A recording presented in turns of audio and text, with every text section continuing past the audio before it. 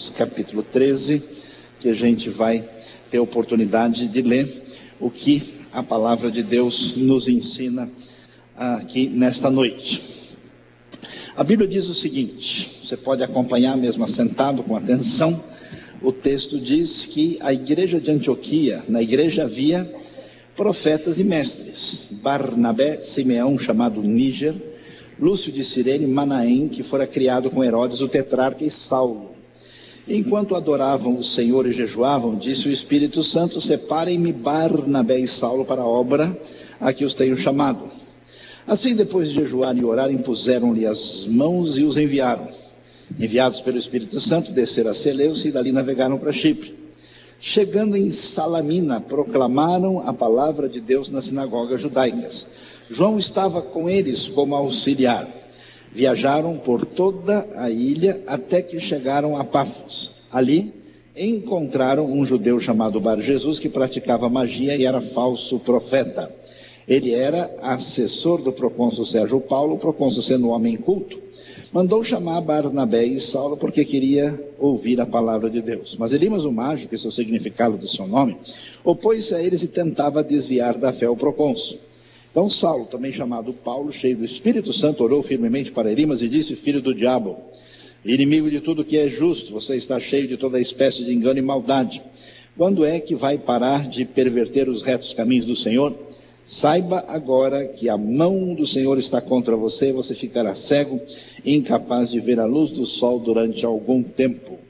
Imediatamente vieram sobre ele névoa e escuridão, e ele, tateando, procurava quem o guiasse pela mão. O procônsul, vendo o que havia acontecido, creu, profundamente impressionado com o ensino do Senhor. Meus queridos, vamos ver como é que o livro de Atos, que conta a história da igreja primitiva, como é que ele mostra para nós aqui a trajetória de uma igreja em sintonia com o Senhor. Não sei se a gente já reparou, prestou atenção, o livro de Atos, que tem 28 capítulos, ele se divide basicamente aqui. Do capítulo 1 até o capítulo 12, você vai ver aquilo que acontece com a igreja enquanto ela está na Judeia, e ela expande um pouquinho mais, chegando em Samaria, e a gente tem a figura proeminente do apóstolo Pedro, com uma presença também de Filipe, que vai evangelizar Samaria em Atos capítulo 8. Atos 13 em diante, até capítulo 28, nós vamos ver como que a mensagem do evangelho vai se espalhar pelo mundo gentil, particularmente pela bacia aqui do Mediterrâneo, no Império Romano, especificamente pela região da Península da Anatólia, da Grécia e finalmente chegando a Roma, mas também nas áreas aí um pouquinho acima da terra de Israel hoje, onde hoje a gente tem a região da Síria e do Líbano. E é interessante a gente ver que essa caminhada da igreja, que começa aqui no ano 46, quando vai iniciar a primeira viagem missionária de Paulo, que vai acontecer do ano 46 até o ano 48, e a gente vai ver como é que a Bíblia conta a história de uma igreja que está numa caminhada certa. A igreja congregacional, evangélica congregacional do Ipiranga, precisa estar em sintonia com o ensino do Novo Testamento. Amém? Esse amém precisa de oração. Vamos tentar de novo? Amém? Agora a oração foi respondida. Então, quando a gente olha para Atos 13, a gente vai ver uma coisa interessante. A igreja de Antioquia, Antioquia da Síria, não Antioquia da Pisídia, que é uma cidade cuja localidade pode ser identificada até hoje, a cidade de Antáquia, que fica no território da Turquia, perto da fronteira com a Síria. É interessante, que tipo de igreja é essa? Havia profetas e mestres, e tem uma galera, para falar em português erudito aqui, né? Um grupo diversificado de pessoas que aparecem aí. Aparece Barnabé, que você já lembrou da música e sabe que ele é natural de Chipre. Simeão, chamado Níger, que literalmente significa Simeão chamado negro, porque ele é africano. Provavelmente vindo, talvez, de uma região mais ao sul, talvez perto de onde é território da Etiópia hoje, um pouquinho mais, mas a gente vê aí um irmão nosso de Chipre, outro africano, e Lúcio de Cirene. Cirene tem a ver com a antiga área da Líbia, também mais para o norte da África, na sua parte a ocidente do Egito. Manaém, que fora criado com Herodes o tetrarca, ou seja, alguém que era uma espécie de irmão de criação de Herodes e Saulo. Veja que turma interessante e bastante diversificada. Atenção, atenção. Uma igreja abençoada que vai seguir numa direção em sintonia com Atos 13, deve ser uma igreja onde existe bastante diversidade de pessoas. Por quê? Porque quanto mais gente diferente, mais a gente tem não só a grande vitória do Evangelho, quando aquilo que nos une é maior do que aquilo que nos diferencia, nos separa, mas o grande poder de Deus, mostrando em que essa diversidade significa uma grande riqueza da igreja. Porque se uma igreja tem gente diferente, ela tem dons diferentes, tem capacidades diferentes, enfoques diferentes, ela é muito mais poderosa na sua criatividade e na sua capacidade de fazer coisas que abençoam a todos. Eu tenho visto igrejas que não são tão saudáveis assim. É igual o prato de algumas pessoas que precisam de oração. Quando você vê, só tem nuggets, ketchup e coisas que nem convém mencionar entre os santos. Amém, irmãos? Quem foi abençoado, levante a mão. Precisa de uma oração hoje. Mas o prato saudável é o prato mais colorido, quando tem verde, vermelho, que não é o ketchup, é o tomate, né? Quando tem uma diversidade, porque a gente tem todo tipo de vitamina.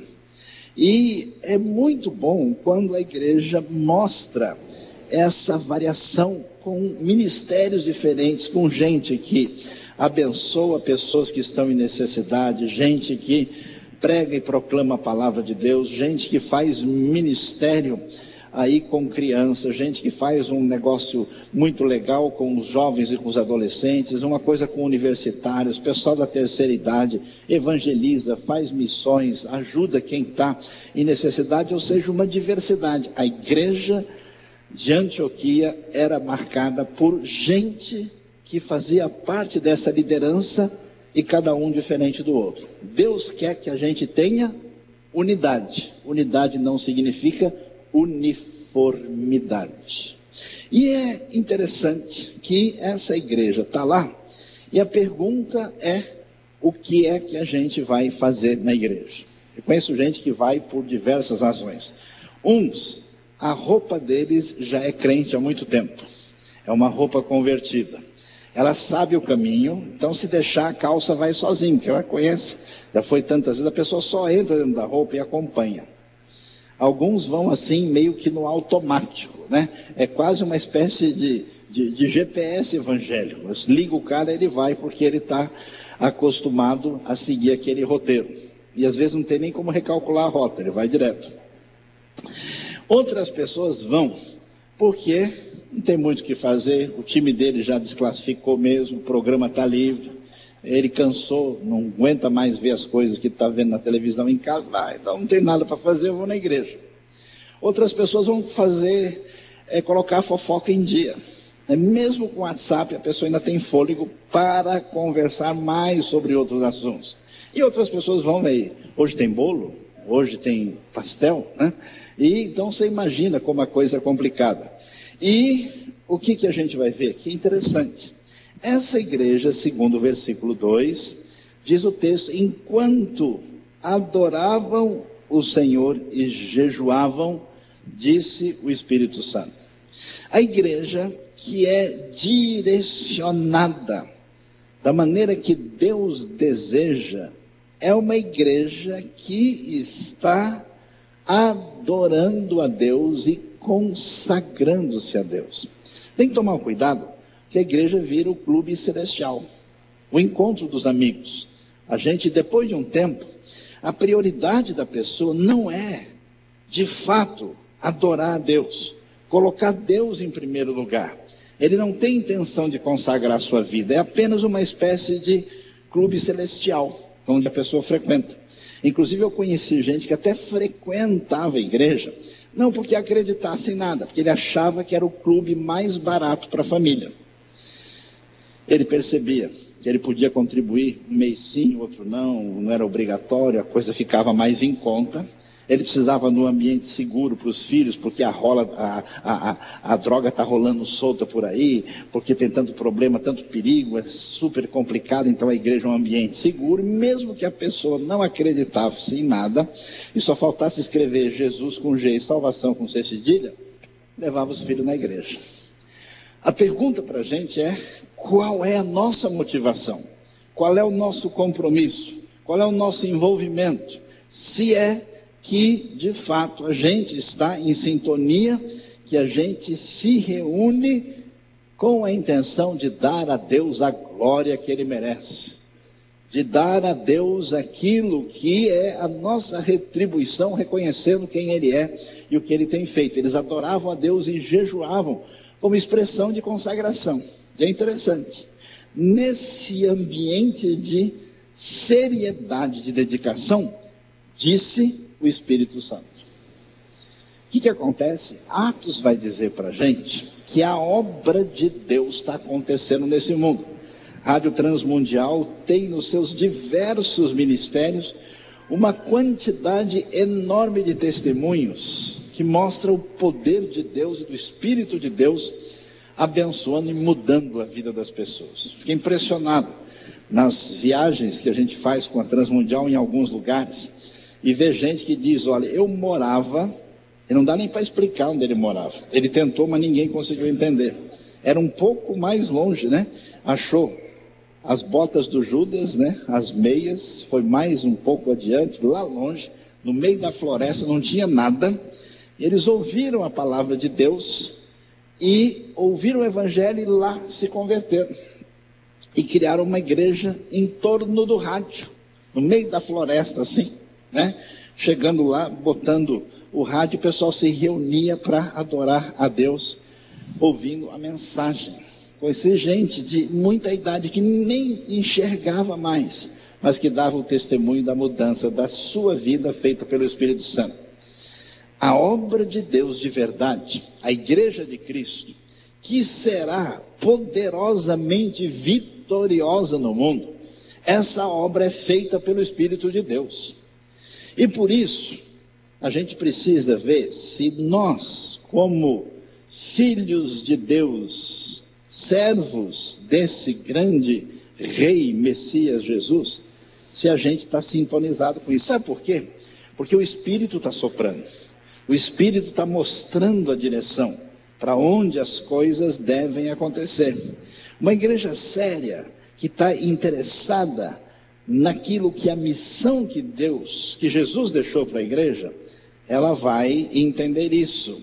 E é impressionante como eu tenho visto coisas simples, de pessoas que sentiram a direção do Espírito, tiveram um toque de Deus e alcançaram pessoas de maneira extraordinária. Ainda hoje, conversava com uma pessoa que falou de uma moça cristã, ainda jovem, agora entrando aí talvez em torno dos seus 30 anos, que sozinha viaja lugares do mundo fechados e leva mensagem de Deus e alívio para pessoas que estão debaixo de sofrimento e de perseguição e de injustiça nesse mundo, por uma iniciativa própria, pessoal.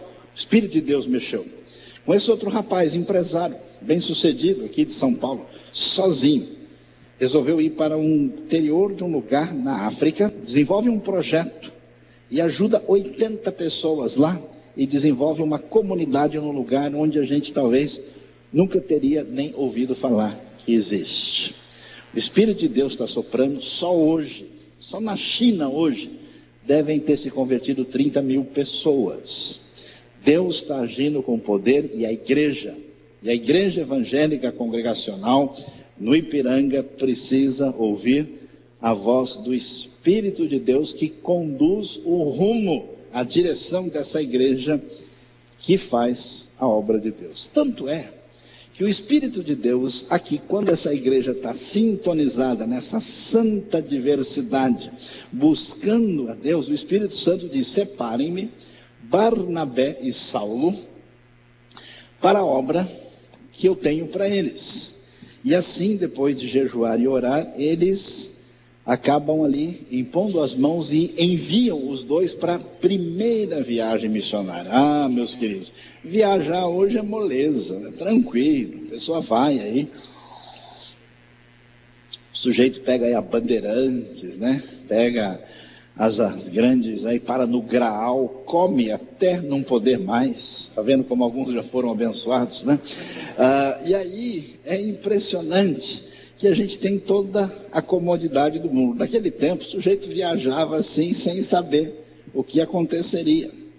Pegava um navio, a gente vê no livro de Atos, temos naufrágio, tem tanta coisa assim impressionante. Quando Paulo dá uma lista do seu currículo de desastres assim, a gente realmente vai entender o que isso significa.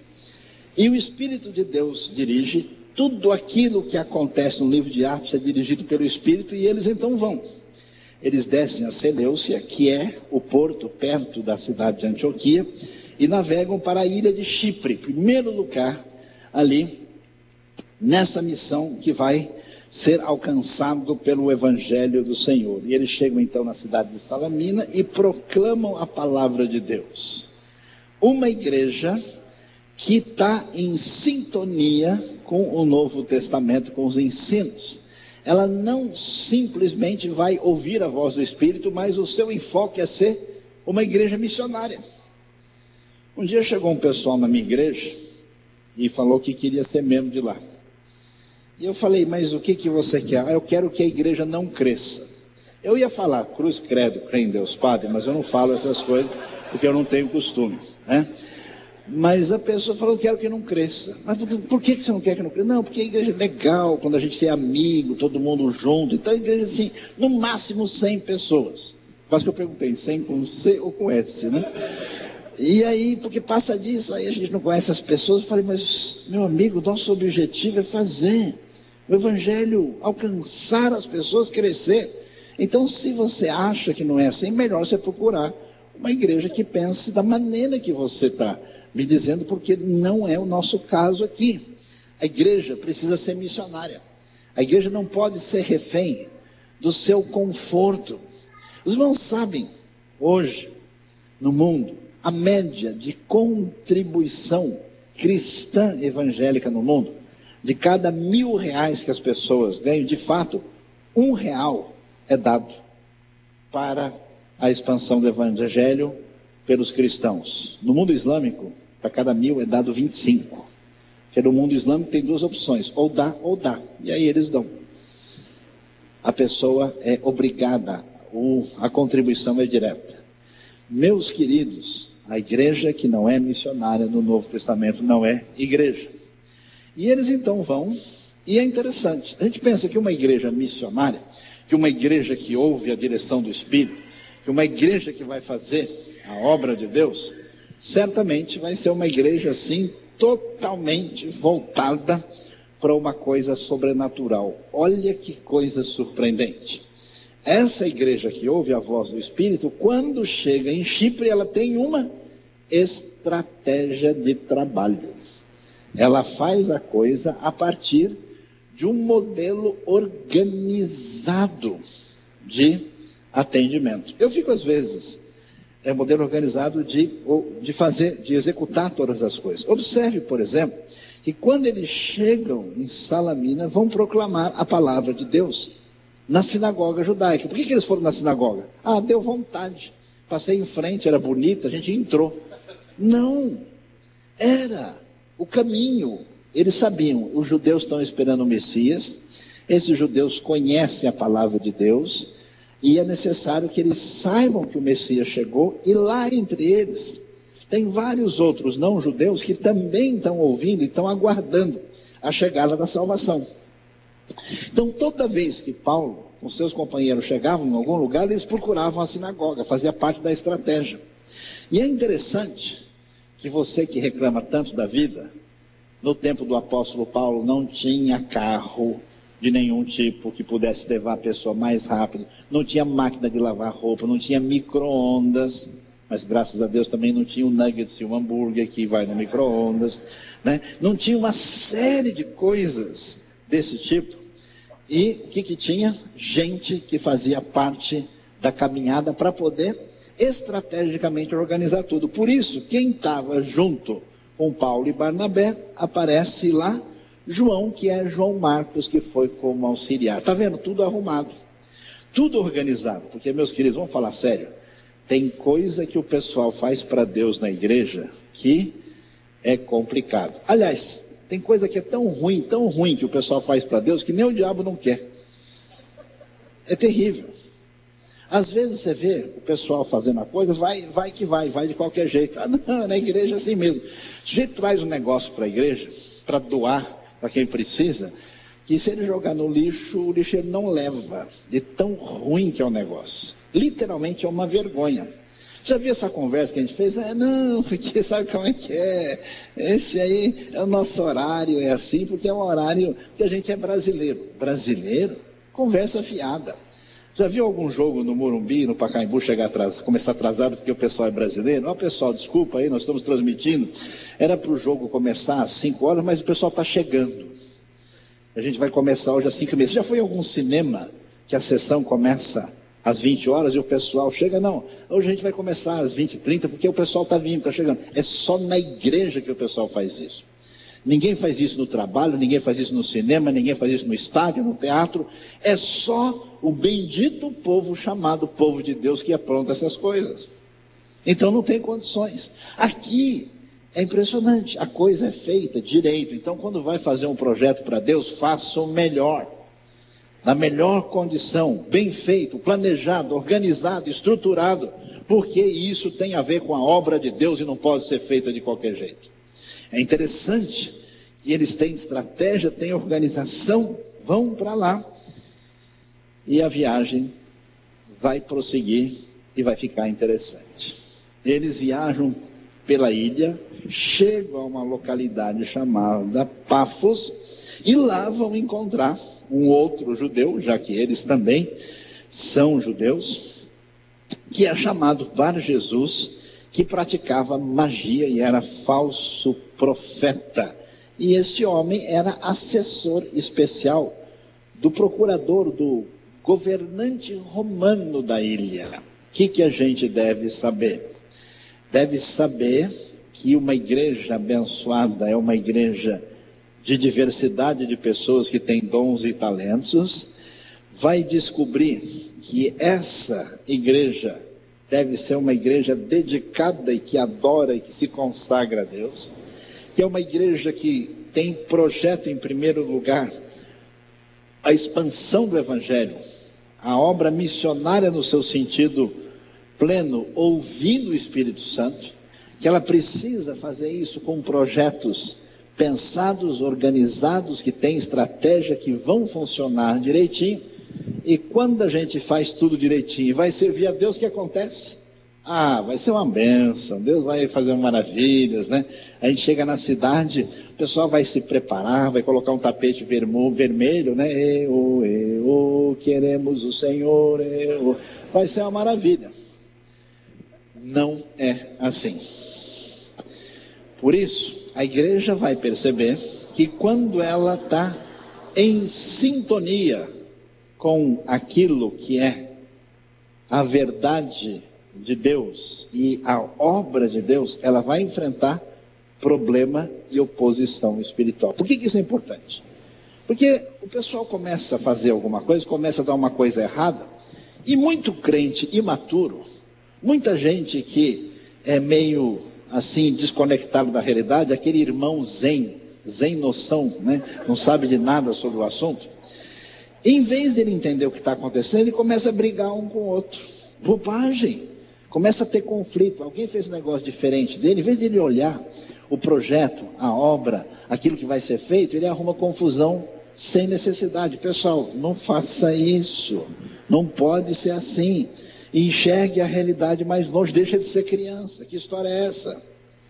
Então, essa situação de conflito vai aparecer.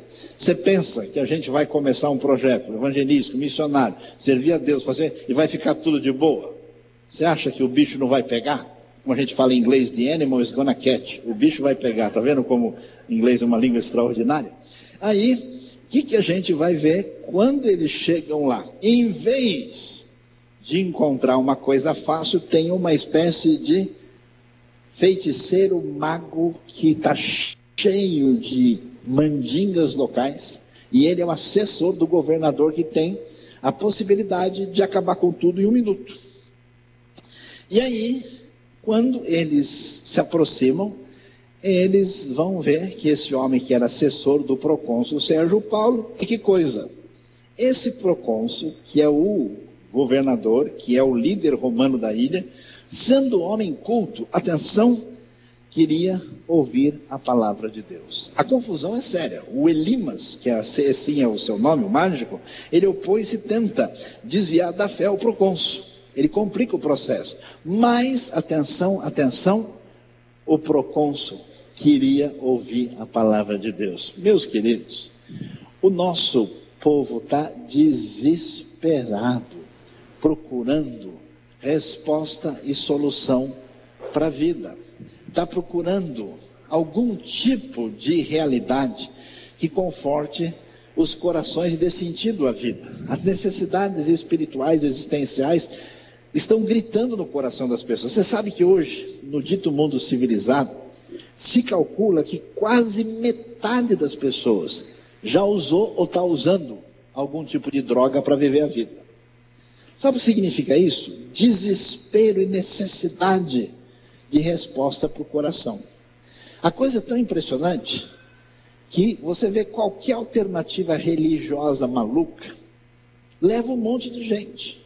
Você já viu? Tem até um Jesus brasileiro, o INRI, o Pai amado, tem um monte de seguidores.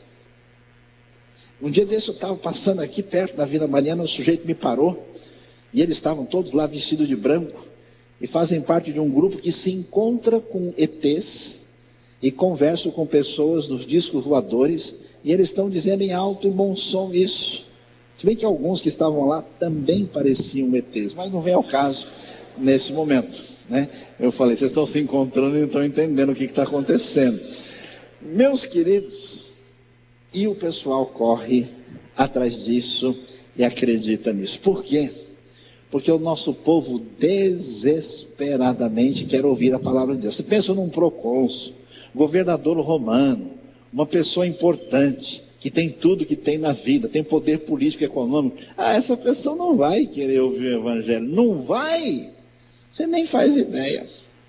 Eu me lembro uma vez, eu tive num lugar que eu precisava tirar uma xerox de um material importante lá de estudo. Eu cheguei numa espécie de livraria, assim, papelaria, que tinha xerox, e comecei a lá. E nisso, tinha uma pessoa ali, e devagar assim eu comecei a falar alguma coisa. Pois é, não, porque esse material é cristão, e eu tenho algumas coisas sobre Jesus. Mas o senhor tem? Como é que é? Não, então, é porque você sabe, né, Jesus, a Bíblia nos conta sobre isso dele. Inclusive eu tenho um Novo Testamento aqui, que tem umas perguntas muito legais que explicam na Bíblia, e que falam, por exemplo, quem foi Jesus, se é verdade que se fala dele dessa maneira, como é que é. A pessoa, é mesmo? Senhor, deixa eu ver, nossa, e não sei o quê. Eu vi que a pessoa ficou desesperada, eu falei, e o senhor não quer então de presente? Pode levar para o senhor pegar. Aí a pessoa ficou animada, aí o outro do lado que estava comprando alguma coisa, não tinha nada a ver, ele ficou, Não. Aí ele olhou assim, eu falei, mas o senhor pode arrumar um para mim também, né?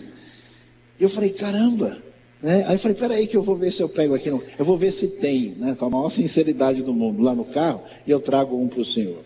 Meus queridos, eu tive um casal, uma família que chegou uma vez na minha igreja, e eu falei, vocês então querem vir para a igreja? O que querem? Vocês querem ser membros? Como é que é? Vocês se converteram como? Sozinho. Como? Não, a gente foi ver, foi pesquisar, começou a ler, achamos uma Bíblia, lemos o Novo Testamento, fomos ver e descobrimos que Jesus é o Senhor, o Salvador, e agora então a gente quer ir na igreja. Vocês foram batizados? Já fomos. Onde? A gente se batizou a si mesmo. Como assim? Na piscina de casa, eu fui lá. Tá vendo só? Coisa tão impressionante que o cara já chega crente, convertido e batizado já na igreja. Tal é a disposição, a vontade de ir atrás de alguma coisa que fale da verdade de Deus para o coração das pessoas. Às vezes a gente critica, porque hoje tem umas igrejas meio estranhas no nosso país, algumas com muito colesterol, triglicérides e assim por diante. O Ministério Espiritual da Saúde adverte, pode fazer mal à sua vida. Mas a fome é tão grande que o pessoal vai atrás. Por isso, atenção, o procônsul quer ouvir a palavra de Deus. A pessoa que trabalha com você, ele pode disfarçar, pode ficar nervoso, pode achar ruim. No fundo, ele quer ouvir a palavra de Deus. Se surge uma oportunidade, essa pessoa vai abrir o coração. Eu tenho feito umas técnicas assim de falar sobre Deus sem dar bandeira que eu sou pastor ou sou evangélico. Uma vez estava viajando assim de avião e a pessoa do meu lado, uma senhora ali começou, o senhor vai para onde? Vai fazer isso? Veio da onde? Não sei o quê. Aí, o que é o que o senhor faz? Aí falei, então, eu gosto de história antiga, né?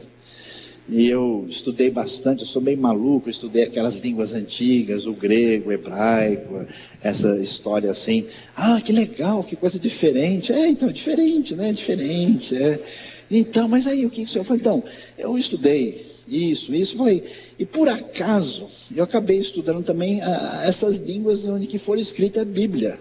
Ela falou, não diga, é verdade? Então... E aí eu comecei a ver, porque você sabe da curiosidade na gente, né? Então a gente acaba querendo ver.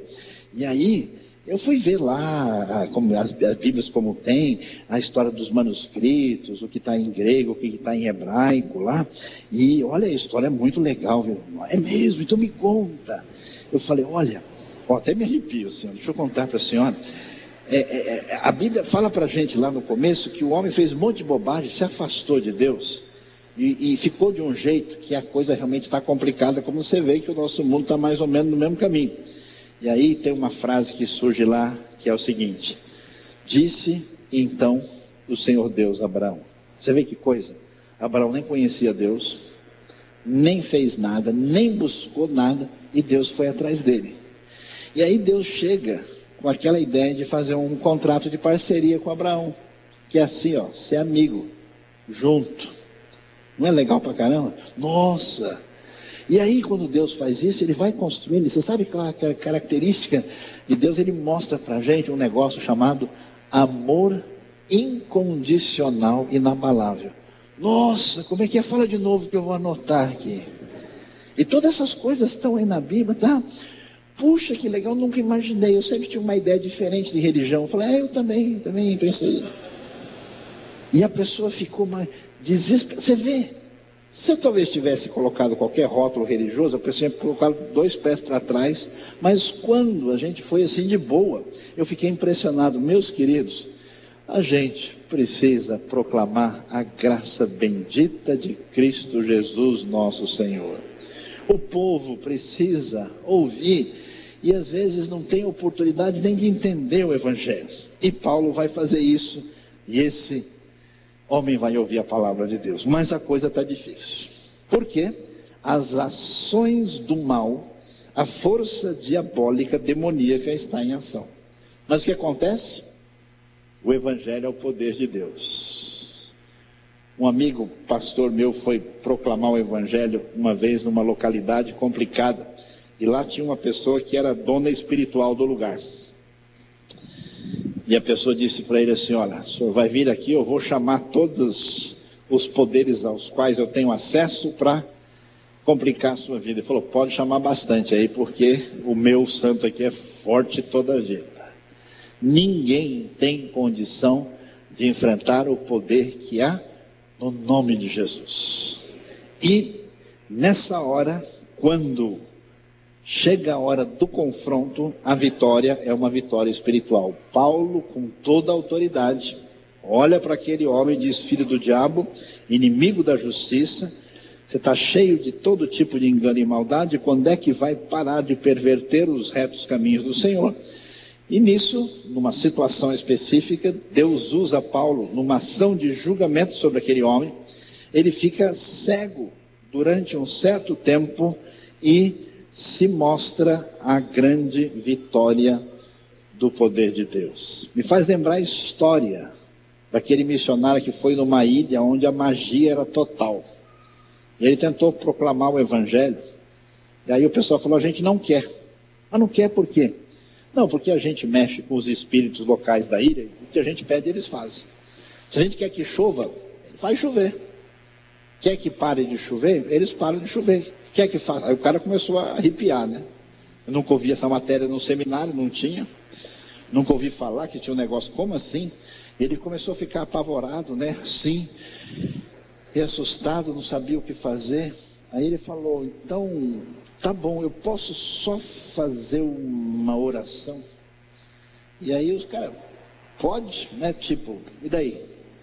Aí ele falou: Deus, obrigado por tudo, porque a gente está aqui, queria que o Senhor abençoasse esse povo, e que o Senhor revelasse o seu poder, tudo que o Senhor tem para eles, e eu faço essa oração pedindo que o Senhor haja em nome de Jesus. Quando ele disse isso, o cara começou a gritar, o chefão da turma.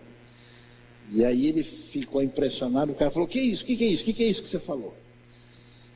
Aí ele disse: não, isso que eu falei foi o nome de Jesus. Quem é esse? Ele falou: pois é sobre ele que eu vim falar para vocês. Pois é, porque a gente sempre consegue o que a gente quer dos espíritos, mas a gente é escravo deles. Eles dominam a gente. A gente está debaixo do poder deles. Pela primeira vez na vida, ouvimos alguma coisa que os espíritos temem. Quando você falou esse nome, eles saíram correndo. Quem é esse Jesus? Vamos conversar sobre eles. Uma simples oração, só o nome de Jesus mostrou o poder. Paulo é vitorioso na proclamação do evangelho. Termina o texto dizendo que o mago não teve condição de influenciar em nada.